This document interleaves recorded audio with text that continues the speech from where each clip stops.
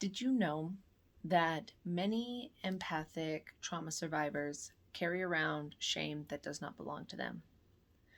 So, what I mean by that is that many people that have experienced some sort of trauma in their life will carry around that shame and not know that it's there, but it lays dormant within their body.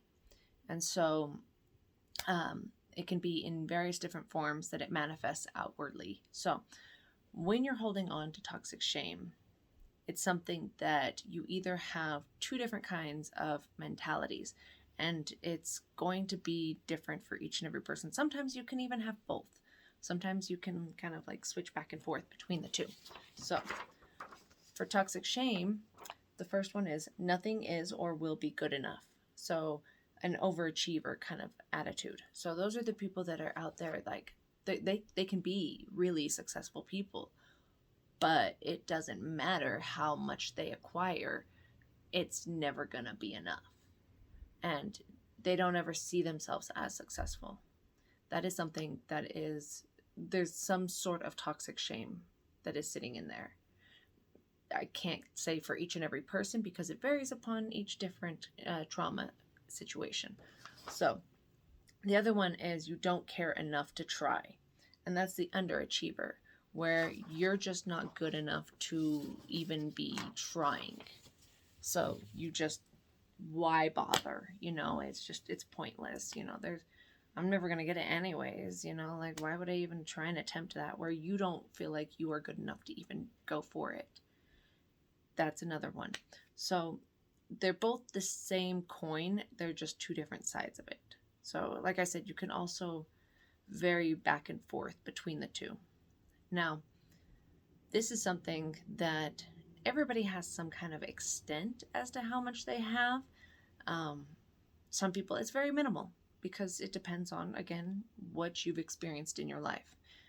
Other people, if you have had a lot of trauma or a lot of things that have happened in your life, you can carry a lot of that shame. And so realize too that depending on where you were at in your childhood, where you experienced something insanely traumatic, that is a shame that other shames can get built upon. So, in other words, like you feel that shame and then you will do other things that you consider to be shameful, and then other things that you consider to be shameful, and then other things. And so, like, it just kind of keeps, building. So, you have to slowly, work your way through all of them until you get to the core shame.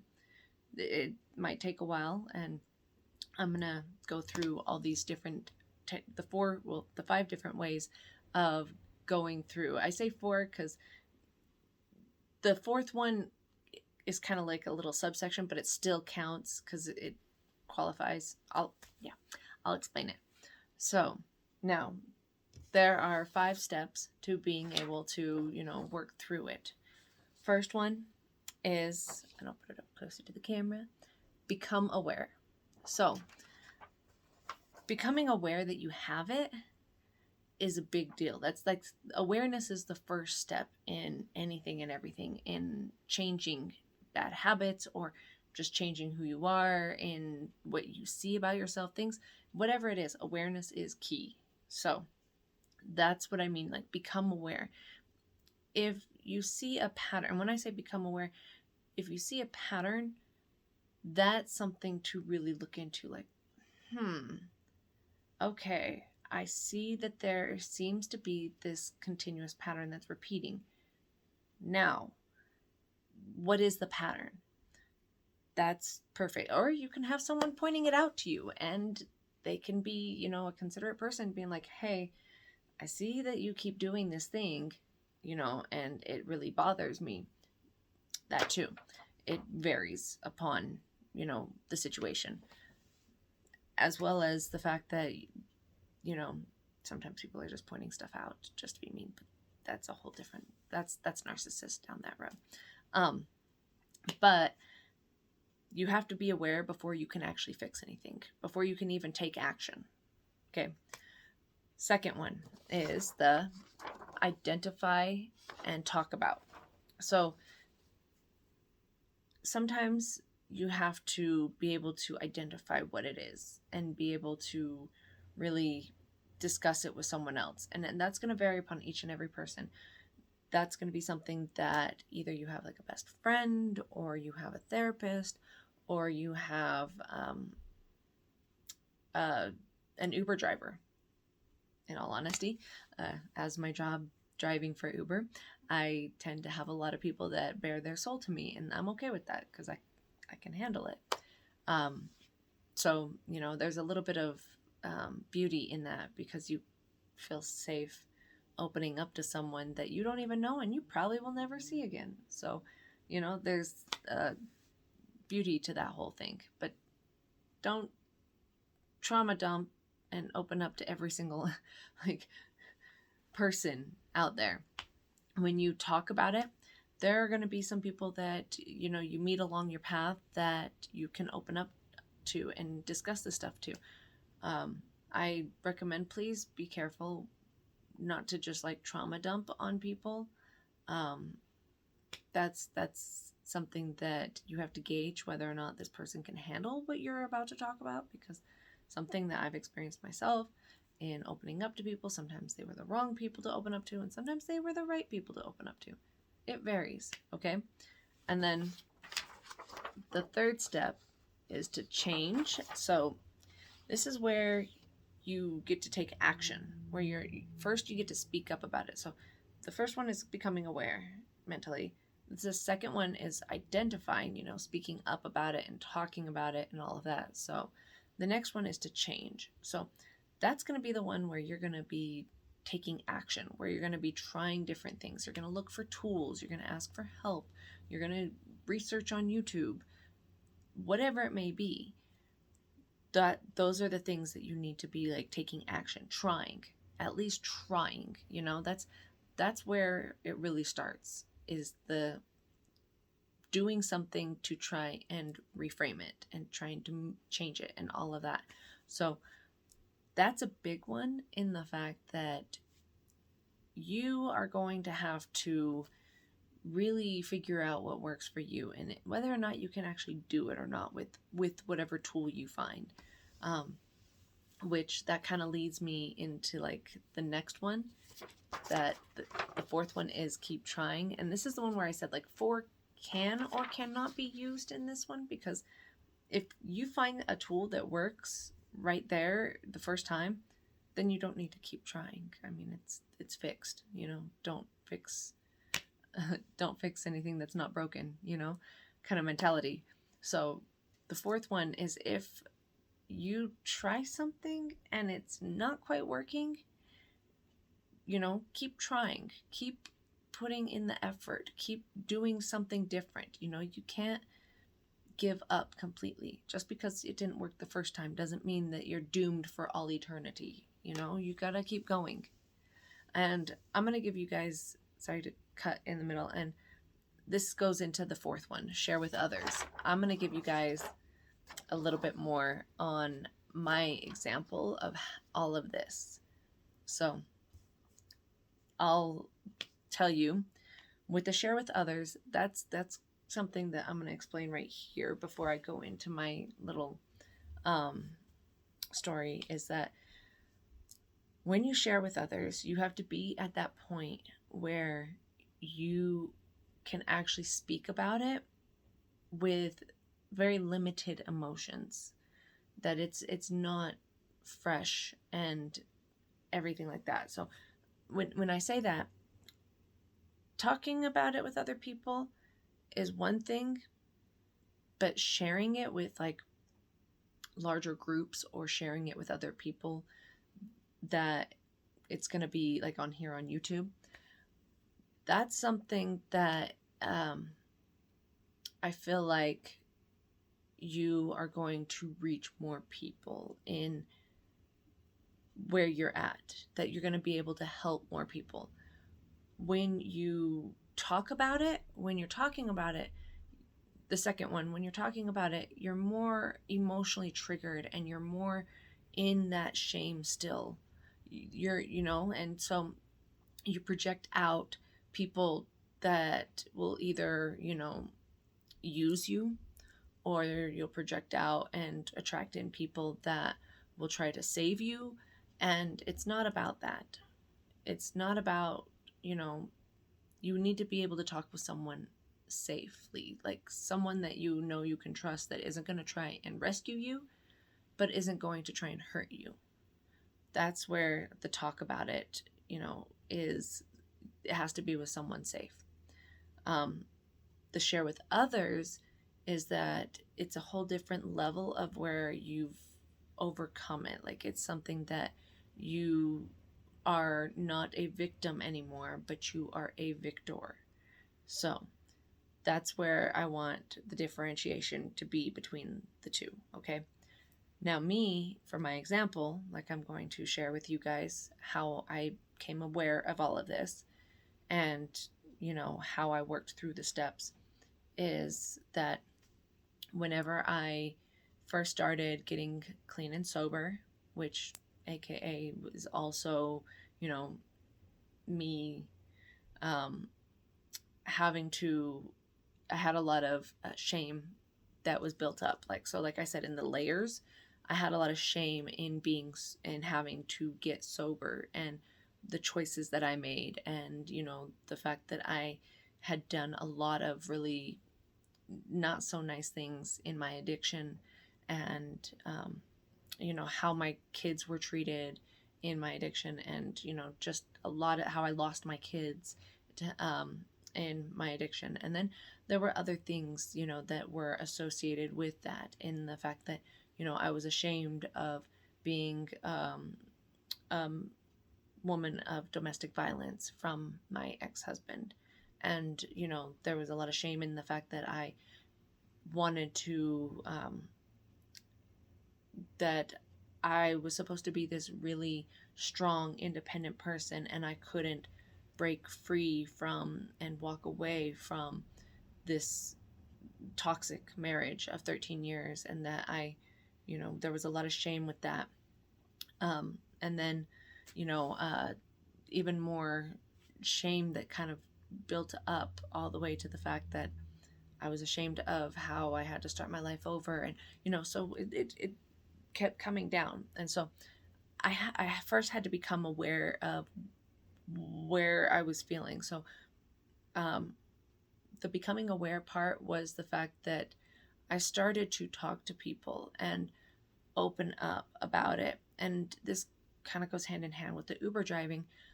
I didn't just tell like anybody in the rides. I was very open and honest with my passengers that were talking to me. And so whenever somebody would bring something up, you know, I would say something. Or if somebody would ask a question and I didn't want to lie, because honesty is one of my values, which now that has changed to authenticity, because when you are actually authentic, you are honest. And so it was something that I had to start out with honesty, because of the fact that when you are someone that is in addiction and everything, or even someone with a lot of toxic shame, if you have a lot of toxic shame, you are very dishonest because you don't want to admit it, you know, so you hide things, and you don't like to open up about things. So with that, I would talk to different people that I was driving, and slowly, you know, I became aware of the fact that I'm not the only person that has experienced this. This also goes hand in hand with me being in treatment for a year and a half earlier on, from like 2001 to 2002. I was in 3 different treatment centers. And so I was starting to see that I'm not the only one. And so it made me feel a little bit more safe. So identifying and talking about it, I slowly was starting to work my way down to where the sub level of shame was. Now, as I was identifying and talking about, I was changing things. I was changing the way that I looked at things. I was changing the way that I talked about things. I was changing how I viewed myself. I was consistently staying on top of what where I was heading, which, was something that was not easy, because like when you don't know where that main one is, you're still putting it out there. So I was still talking, I was still meeting new people at jobs, and I was still meeting new people that um, I was opening up to about these things. But it was difficult because of the fact that, some of these people were probably not the best people to open up about my, my life and everything. So um, now on to like step 4. I say keep trying because I hadn't reached the very bottom yet. I hadn't reached the sub level of shame, the very core shame that I had. And so that core shame came to me a year ago whenever um, I went into a mental breakdown where I had very intense trauma flashbacks due to um, the environment that I was in, and it completely knocked me on my butt. And it was something that these were all repressed memories that I did not know were still dormant in there, but they were there. And so when I say I didn't know that they were there, I didn't know on a conscious level, but subconsciously I did know they were there. And so subconsciously I was pulling them out. And so what happened was, whenever I went into that trauma uh, loop, that survival loop, that where I was stuck in this like fight, flight, freeze, or fawn with everything and everyone, I didn't have a job. I had just lost my job. Was, um, I pretty much was, and I didn't realize that this is where I was, because for me, it was normal to be in that state, to go through these breakdowns, because they were things that I've experienced. Very, very low depressions, functioning depression. And it was normal because I've been experiencing it since childhood all the way through on. And that's why I used a lot of drugs, and I used a lot of things, relationships, drugs, exercise, you name it. I've used everything to be able to um, cope and everything. So I bring up the keep trying part because once I finally realized where I was at and what I was experiencing, I had to start all over. I had to become aware again, because you can cycle through this whole thing all over again. You can cycle through it for multiple different traumas. It's possible. Now, I became aware again that I was in this loop and I needed to get out of this loop. And then I had to get the help that I needed, because I needed to have more of a professional in this area, because I was not equipped to handle where I was at, because I knew that I needed a therapist that would be able to help me get out of it. And so I started to go to therapy, and I got myself into seeing a therapist. And um, that goes on to step 3, where change is at. And so with change, I started speaking to this therapist, and I got a job. And I started out at the very bottom of like a part-time job to be able to pull myself out of it, because I needed to make money, but at the same time, I needed to have some sort of stability to be able to function, where I needed to be able to fit my therapist in and work enough hours to be able to make the payments. And so I was going through like all of these things. And then as I got further along, I started to be able to identify and figure out where the shame was coming from. And as I progressively went further and down the rabbit hole of where this shame was, originating from, I kept making changes, and I kept trying, and I kept going, and I kept, um, getting new tools and adding new tools to it. And so I eventually found, and this is where the sharing part as well comes in, is the fact that I learned all throughout this entire process of everything was the fact that whenever I was a child, um, I cannot give exact dates because my brain still hasn't fully allowed all of the memories to come in. They're still coming in. Like memories are still creeping up and still kind of popping out, but it's not as severe as the whenever I had my relapse, like my uh, mental breakdown. I was gonna say relapse, but that's not what it was. It was a mental breakdown. Um, but whenever I had that, um, that was a very intense one that um, kind of brought everything in.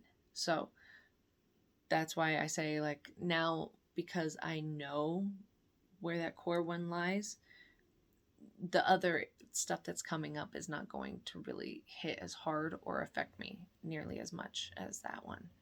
So, um, but with that whole, I learned what my core thing was that whenever I was a child, um, my father, who had a lot of friends from high school that he stayed in contact with and everything, that he was great, really good friends with, as well as coworkers. Uh, he had a business partner and everything like that.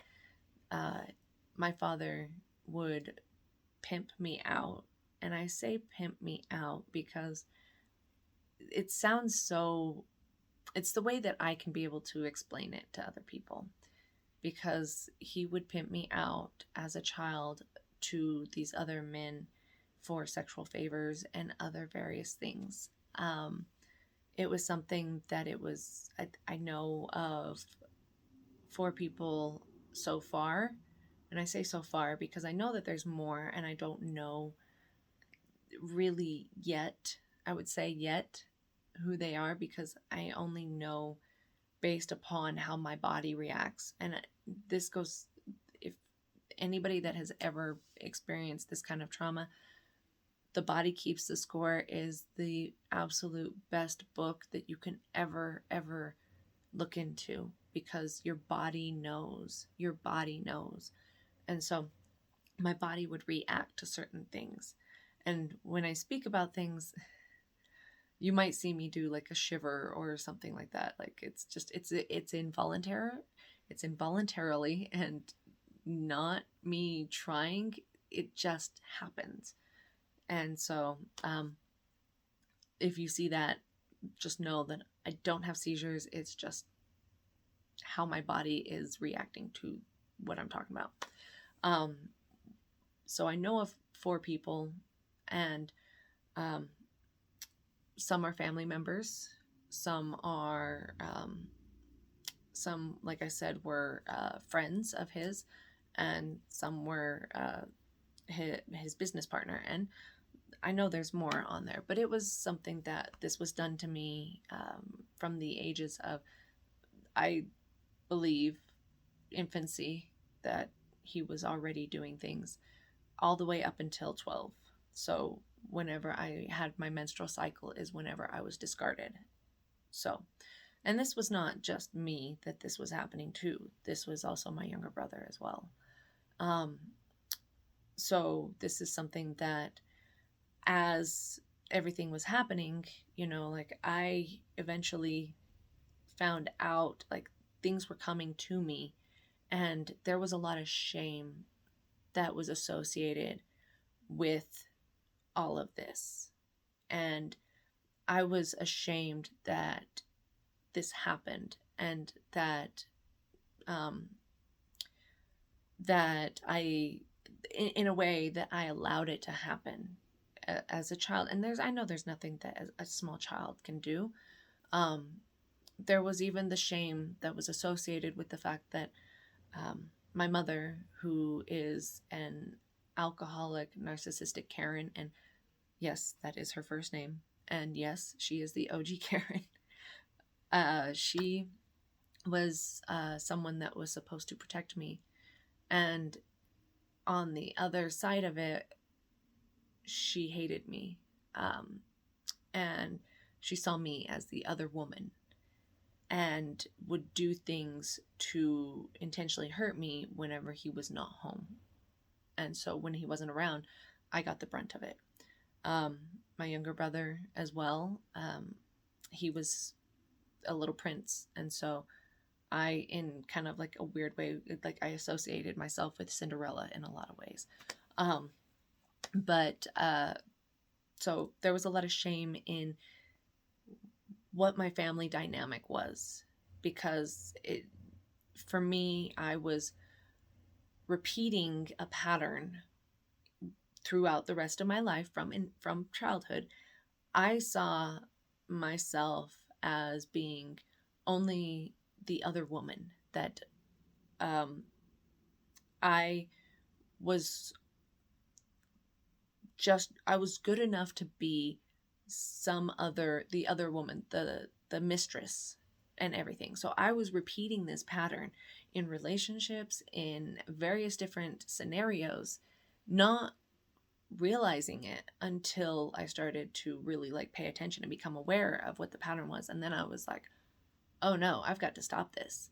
And so, like I said, you have to go through these steps to be able to get to it. And so what I was able to finally do is I was able to keep trying is the biggest one. I would fall on my face, and I would keep having new things pop up, and it was something that I finally got to the point of where I can now finally share it with other people, where I don't feel shame for what I experienced. There's been a few moments where I have, thought, oh, well, what are all these other people that I grew up with? What are all of these people that I've ever met? People that I was a fifth grade teacher. What are my old students going to think? And that they all, loved me. And what are they going to think about me? That was a big one. Like, my shame really sat hard there, because I cared so much about what my students thought of me. And I didn't want to ruin this image that I once was to them.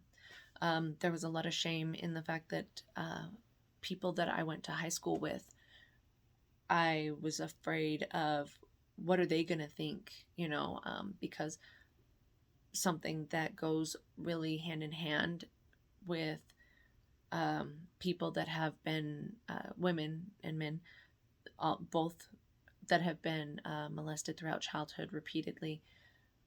They become either overtly sexually active or under sexually active, which kind of goes hand in hand with the whole toxic shame and the overachiever. Overachievers are usually hypersexual.